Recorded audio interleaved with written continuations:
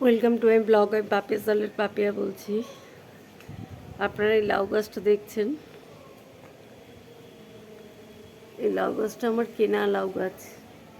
এই সম্পর্কে আজকে আপনাদের বলবো। এই গাছটা আমি কিনে নিয়ে এসেছি, দুটো গাছ একসঙ্গে কিনে নিয়ে এসেছিলাম। সেই তার মধ্যে দুটো গাছই বেঁচে গেছে। এটা এক শীতকালে এনে লাগিয়েছিলাম। সাধারণত আমরা জানি লাউ গাছ শীতকালে হয়, তার জন্য শীতকালেই এই লাউ গাছটা লাগিয়েছিলাম। এর গোড়াটা এইখানে লাগিয়েছিলাম, সে তখন খুব একটা বাড়বাড়ন্ত হয়নি। এই শীতকালে যে গরমকালটা পড়লো, এখনই লাউ গাছটা দেখলাম আস্তে আস্তে বাড়তে শুরু করলো। আর লাউ গাছে প্রচুর ফুল আসছে এখন।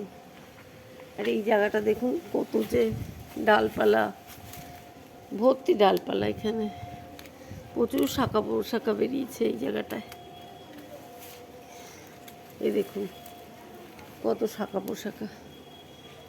এ দেখুন, এখন আমি কিছু কিছু গাছ এটাকে ওপরে তুলব না, রোদ্দুরে নষ্ট হয়ে যাবে বলে আমি এই শিউলি গাছে এটা বাঁধিয়ে দিয়েছি। দেখেন, শিউলি গাছের ওপরে লাউ গাছটাকে বাড়িয়ে দিয়েছি যে যেটুকু হয় তার জন্য। এই দেখেন লাউ গাছটা শিউলি গাছের ওপরে দিয়ে দিয়েছে, যে যেখানে যায়।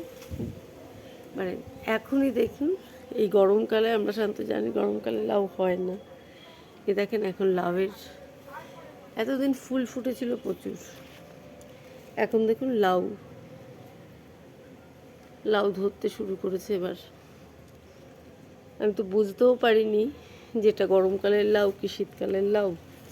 আমি ভাবলাম সাধারণত হবে না, তার জন্য নিচে পুঁতেছি। আর গাছটা 20 টাকা দিয়ে কিনে নিয়ে এসেছি। যার কাছ থেকে কিনেছি তাকে জিজ্ঞেস করলাম যে দাদা এইটা কি শীতকালে হবে? এখন তো শীতের শেষ। বলছে বৌদি বলতে পারবো না, আপনার আমি তো কিনে নিয়ে এসেছি, গোল লাউ কি লম্বা লাউ কিছুই বলতে পারবো না, আপনি লাগান। তারপর শীতকালে তো এর বাড়বাড়ন্তর কিছুই হয়নি। এখন দেখেন যত, আপনারা দেখেন এখন গাছের অবস্থা, কোথা দিয়ে দিয়ে কোথায় উঠবে বুঝতেই পারছে না তারা। দেখেন কোথায় উঠে গেছে। আমি তো ভাবলাম ছাদে তুলবো না, তবু ওরা যদি ইচ্ছে করে ওপরে ওঠে উঠুক, উঠুক গিয়ে, আমি কিছু বলবো না। আর একটা দেখুন কোন দিকে বেয়ে চলেছে, এর মাথা চলে গেছে আমার কুল গাছে। এ দেখেন, যে যেখান দিয়ে পারছে উঠে বসছে।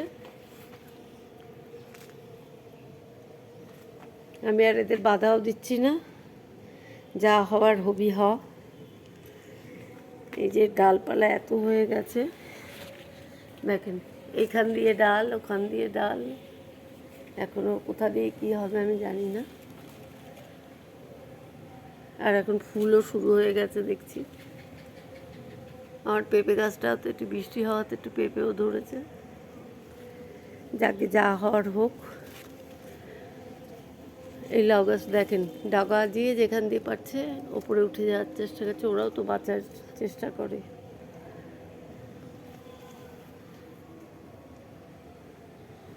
গাছের অবস্থা দেখেন।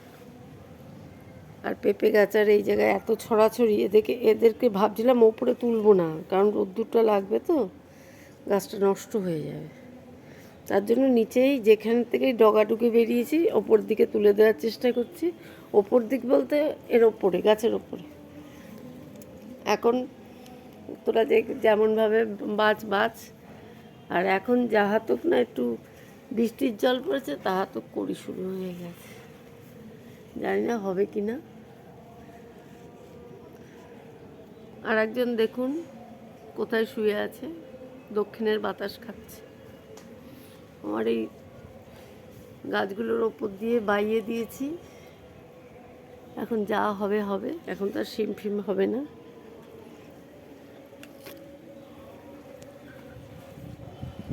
দেখুন গাছ, ওই আম গাছটা তো সামনের বছরই হবে, ওটা কিন্তু আটির আম গাছ। আর সজনে গাছে তো সজনে খেয়েছি, বৃষ্টি না পড়লে ডাল কাটা যাবে না। আর আমার লাউ গাছের আপনারা দেখলেন। আর আমার পেঁপে গাছ দেখেন কি পরিমাণে পেঁপে গাছ। দাঁড়ান আপনাদের আর একটা পেঁপে গাছ দেখ। এই দেখুন, এই পেঁপে গাছটা বাঁচারই কথা না, এই পেঁপে গাছটা বেঁকে গেছে, দেখেন কেমন বেঁকে গেছে, যাতে মরে না যায় তার জন্য। এই গাছটা ভালোই পেঁপে দিয়েছে, আয় দিয়েছে পেঁপের। আর এখানে তো কলা গাছ, এই কলা গাছটা খুব ভালো কলা গাছ। আর আমার এখানকার গাছগুলো সব জাকিয়ে হয়, কিন্তু আসলবেলা কিছু ফুল ফল হয় না। কুল গাছটা দেখেন কিভাবে হয়েছে, কিন্তু একটাও কুল হয়নি। একটু বর্ষা পড়লে এগুলো ছাড়বো। এখানে আবার আমার জবা গাছ একটা।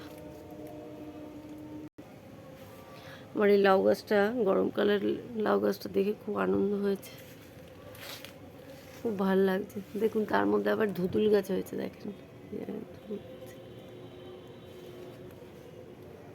তেলাকুচোর শাক এখানে ভর্তি হয়েছে। তেলাকুচো শাক তো খুব উপকারী, আপনারা জানেনই। দেখেন তেলাকুচো পাতা শুক্তোতে দিলে গায়ে খুব রক্ত হয়। যাই হোক, নিচে যেটুকু হয়েছে সেটুকু দেখে আপনাদের কেমন লাগলো আপনারা লাইক, কমেন্ট এবং শেয়ার করবেন। আর যারা নতুন তারা সাবস্ক্রাইব করবেন। আপনারা কেউ ভিডিওটা ভালো করে দেখেনও না, লাইক, কমেন্ট এবং সাবস্ক্রাইব করেন না, অবশ্যই করবেন এই আশা রাখি। ভিডিওটা এখানেই শেষ করলাম। নমস্কার।